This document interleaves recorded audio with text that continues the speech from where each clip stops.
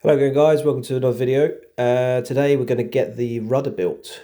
The rudder was pretty straightforward, pretty awesome to work on. The most daunting part though was the trailing edge wedge, which you can see me working on there. And it came out really nice, I've got to say, considering I did it all with the hand drill. Now that it's all, everything fit together really nicely and the final product was really nice. The only thing I'd change is that I'm going to use the pillar drill next time. I think I was still waiting for my more expensive, more accurate chuck to arrive before I kind of got impatient, so I just did it with a hand drill. But next time I'll definitely be using the pillar drill just for that consistency and accuracy, because doing 100 or however many holes it was by hand and getting them all exactly the same, it's I mean, they were all within a thou or two of one another. It's just getting that angle perfect as well. Anyway, the final product was all nice. So next time we'll use the drill. So yeah, you can see me just on the skins now. The skeleton I'd assembled off camera. I think I did it with the wife actually. I didn't video that bit, but yeah, just got all the skins out, got them all ready, scuffed both sides, and then yeah, just a case of going along and dimpling away on my homemade squeezer that you can see there. So yeah, it took quite some time, but it's quite therapeutic in ways. Just slowly sort of moving through and riveting that skin. The skin's really thin actually on the rudder. I think even on the elevator actually they're like a 16 thou skin. So really thin stuff. Didn't take too long. Didn't need too much pressure. All came out very, very nice. And yeah, as you can see, got everything primed, and it was a case of back everything. So this was quite fun, using the steel plate and just slowly going through and riveting those halves on each skin. It was quite difficult. Yeah, you have to be really accurate with the tool actually, making sure that it's perfectly square in all orientations to get that rivet set perfectly flat, because it has a tendency to sort of wander to one side if you're off even by a little bit. That's what I found with back riveting. So it's a case of just going through and yeah, getting those bits done.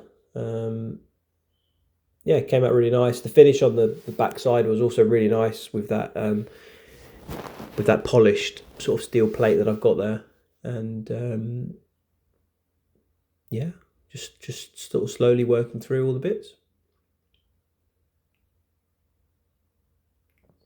There's, I think, 3 rivets at the front that it doesn't want you to do because it actually sort of curves very slightly.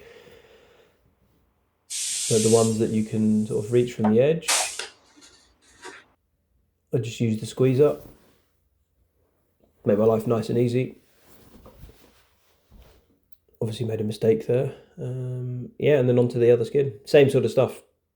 Just working through and riveting those rib halves together. So the way the rudder's constructed is you've got essentially the bits which I'm riveting on now, you've got a load on one skin, a load on the other skin, and you basically then overlap the two parts overlap the two skins with those sort of ribs, and it's then the ribs which are then riveted to each other, and that's what holds the whole structure together. So it was quite interesting actually.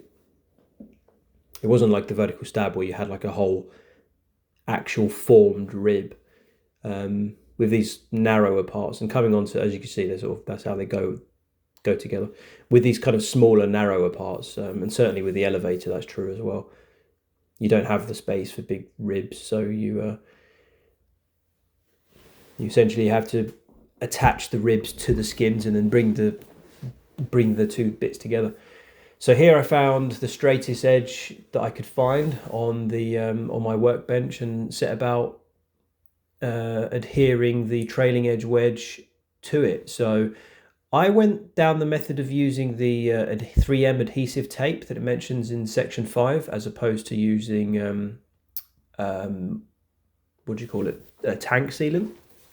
I was a bit skeptical, but there are other builders who've used this, and I figured it mentions it, it tells you to use that way in section 5. So I went with it, and it was a bit fiddly, but certainly a lot less fiddly from what I hear than using the tank sealant to attach your trailing edge wedge to both skins.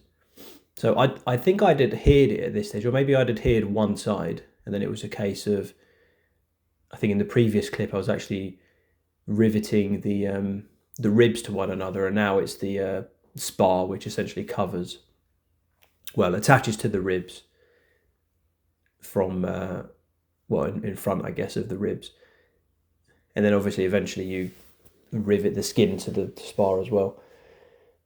But so I'd adhered one side of the trailing edge wedge at this stage, and I think it was just a case of going along and doing all the other riveting just to make sure that everything is perfectly square and aligned before then. I think in the next clip maybe I actually go through and peel off the other side of the tape for the trailing edge wedge to adhere. This was quite a tricky rivet here, right in this corner. I had to get creative here with some bits of steel, pressure turned right the way up just to set that rivet.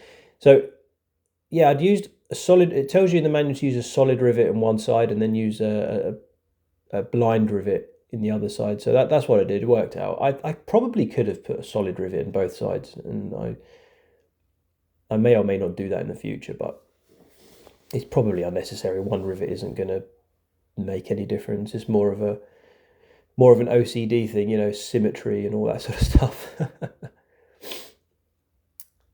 So yeah, a load more riveting happening here. I think this is, so now I'm riveting the skins to the spar, again using the pneumatic squeezer in an upside down fashion. I think at one point the skin then became too wide, so I couldn't use the squeezer anymore, so I had to be brave and use the bucking bar. That's what I did.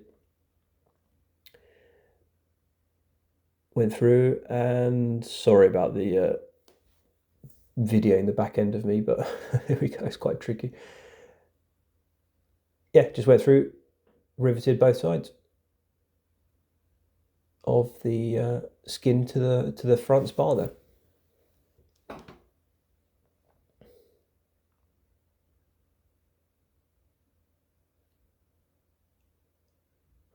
All came out really nice, really happy with it. Quite therapeutic, zipping along and getting this stuff all attached. In fact, as you can see, this was the first, I'd actually closed the rudder before I closed the vertical stab. I was waiting for some help before doing the vertical stab, just because that's, you can't do that. Well, as I mentioned in my previous video, you couldn't do that by yourself, but the rudder I could do by myself. So this is actually, looking back now, this is actually the first piece that I kind of closed off by myself, which is quite exciting, I guess. So here we are. So I've riveted everything to everything else, and now I'm working on the trailing edge. So I'm getting creative here with bits of wood and trying to make sure that this thing is clamped straight. And I think at this point, I may have peeled off.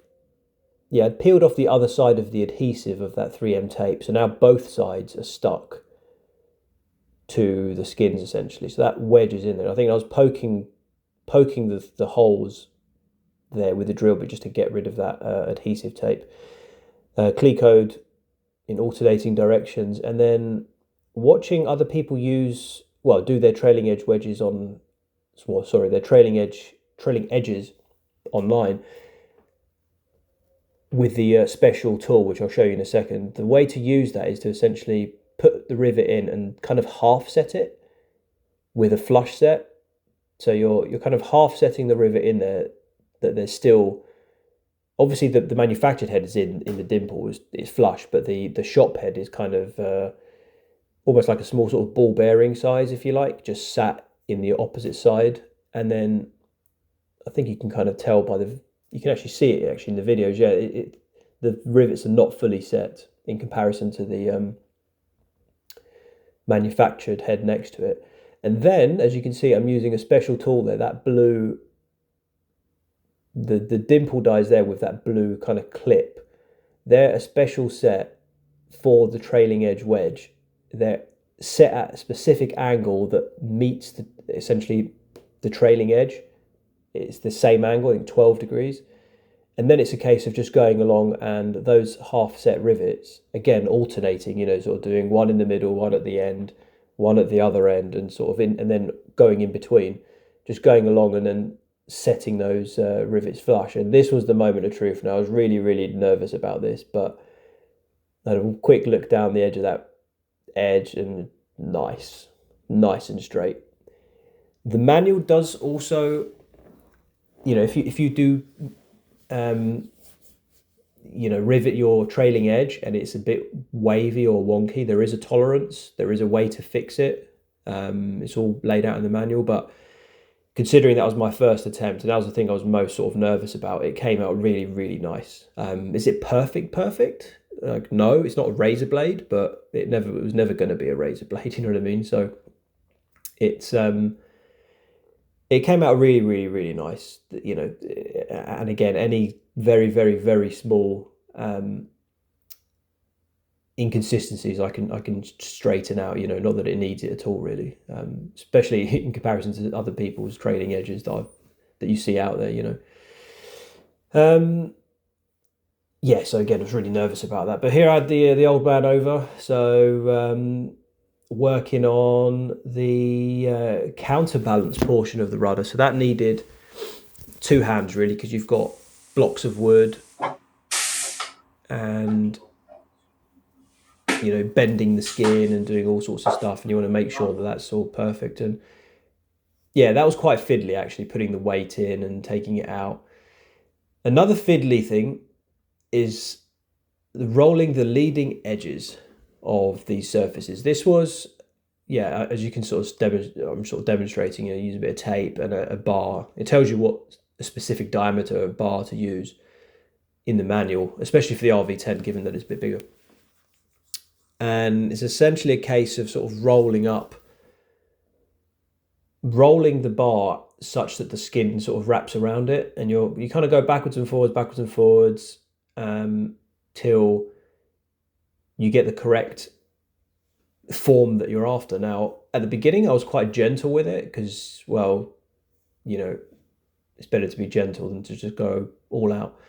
But by the end of it, especially on those longer segments that you can see there, there's quite a big chunk of skin there. So you're actually putting a lot of force. You're actually getting quite almost brutal with the amount of twist that you're putting in to get the form.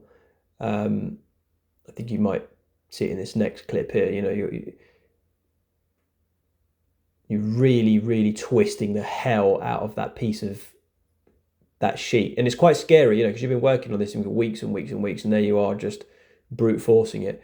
But that's just what it needs. You just twist and bend and release till that skin is sitting in approximately the correct location. You know what I mean? You're never going to get all of those holes lining up perfectly. It's just never going to happen, but approximately correct. And the final product was really nice. I hadn't put the rivets in just yet because what I wanted to do was I wanted to put a layer of primer on the front facing surface of the overlapping skin, and then before riveting. But yeah, the final product was real nice. So that's the rudder done, guys. Yeah, thanks for watching.